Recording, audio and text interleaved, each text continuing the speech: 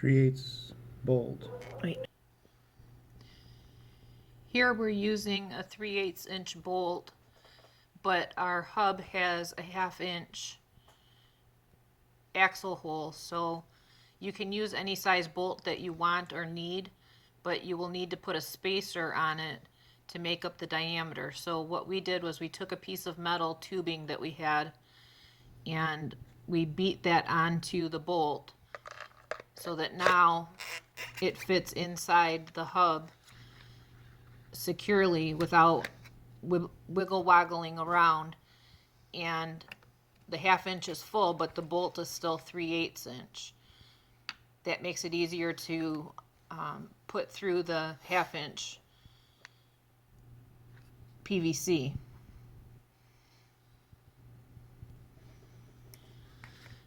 Ideally, we would prefer to go with 5/16 or 1/4 inch bolts. We didn't have that option this time, but that's what we would recommend for you if you can get to it. And then you have to drill your hole the same diameter as your bolt is. So those holes are drilled at 3/8 because that's how wide the actual threading on the bolt is. You don't want to drill the same as the diameter of the hub. Is it 1/2 inch nuts? We're putting 1/2 inch nuts on as spacers for the inside going towards the PVC. It's a little bit of a snug fit because it's not threaded down there. So we're going to use our rubber mallet and a piece of PVC to pound those down in closer. You might need to do that, you might not, depending on what size bolt you're using. And then put a washer on. Then the PVC piece set on what you think is going to be the ideal height. Another washer. This keeps the pressure from being put on the hole going through the PVC so that your PVC is not likely to crack. It holds it along the sides instead of through the hole. You'll need to use your 1/2 inch wrench. We're using 3/8 bolts, so these are 9/16. Sorry, 9/16 inch wrench because these are 3/8 inch bolts, and a pair of pliers. And you're going to tighten this down firmly but not overly tight. You just want it to hold snugly. So he was holding on the bottom with the pliers so that that side didn't turn, and now he's turning with the top. Then what he did was that second nut, you can tighten that up as much as you can to the first nut because that actually locks the nuts onto the axle. And you can hold that with one wrench and use the pliers and actually tighten that up really tight. You don't want to smash the PVC, but it's okay to tighten the nuts together really tight. You can just use one nut. Using the 2 nuts on the inside acts as a lock nut. If you're using a nylock nut, then you don't have to use 2. It will lock itself. This is actually a nylock nut. And I think we're going to switch. This is a 3/8 inch one. And I think we're going to switch to use these instead of the 2 nuts on the end because the bolt is a little bit short.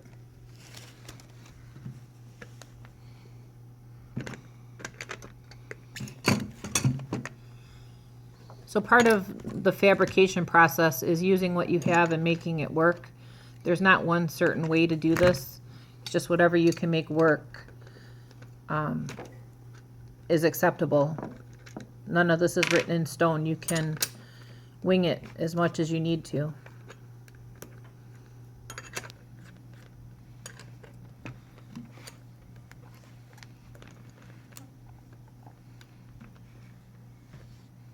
So again, he's putting the nylock nut on, holding on with the pliers on one side of the bolt, and then using the wrench on the nut to tighten it. without over tightening it against the PVC. It's not as, So we're priming the inside, getting ready to install the last piece for the wheels, and the wheels are connected to that piece.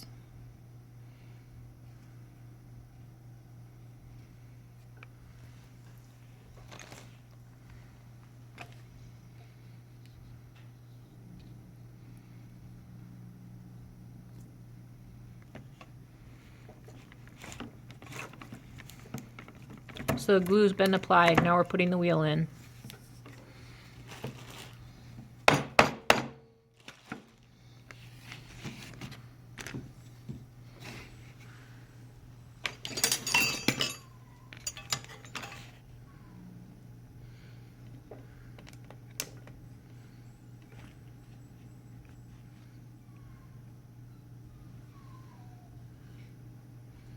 Now, do you like these straight or do you like them turned a little bit? I told him in just a hair. Okay, so he said he toes these in just a little bit.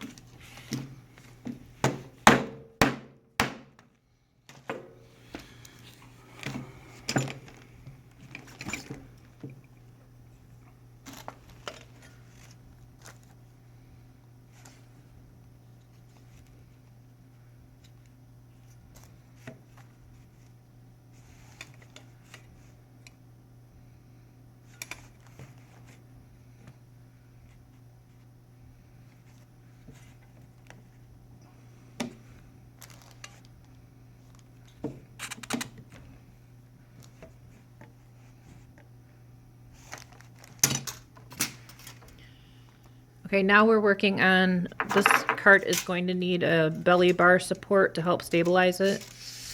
So when we measure, you want to get as much ground clearance as you can, and ideally you would have how high it is from the ground up to the bottom of the dog's chest or belly, whatever is lowest. And you want to clear that. I don't have that measurement on this dog, so I like to try and leave 5 inches clearance down at the ground. And this is a border collie mix, so they aren't real deep chested, so I'm pretty confident that I can go 5 or 6 inches with this. So we're going to take our overall height of the cart at the bottom of the rail, not our cart height, but the bottom of the rail, which is usually minus 1 inch. And then we're going to subtract how far from the ground up we want it. So I'm thinking that I would like this cart to be 5 or 6 inches off the ground. So we'll subtract 5 or 6 from the bottom rail height. Something else to take into consideration here is that if we put PVC here, that the PVC takes up space. So we want to have enough space for the dog's tummy or chest to come down from the top and not touch it. So we have to take that into consideration when we're measuring.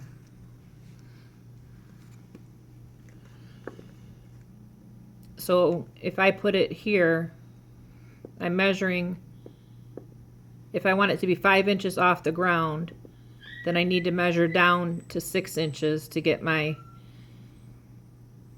measurement to cut for the pieces. If I wanted it to be 6 inches off the ground, then I need to measure down to 7 inches.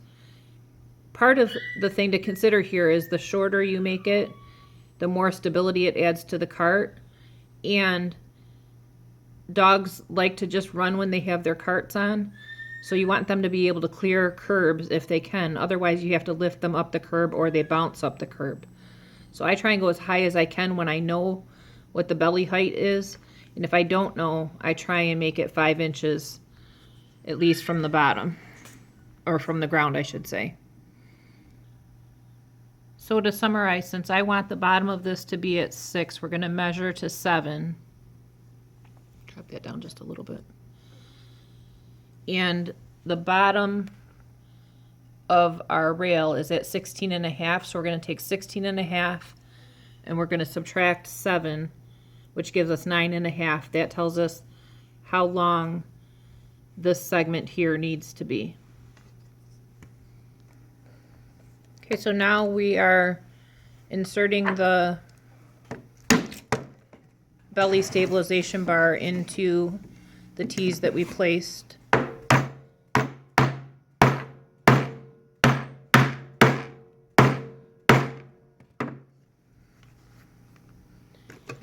And we pretty much have a finished frame of the cart. The next steps will be to put the straps and the saddle on.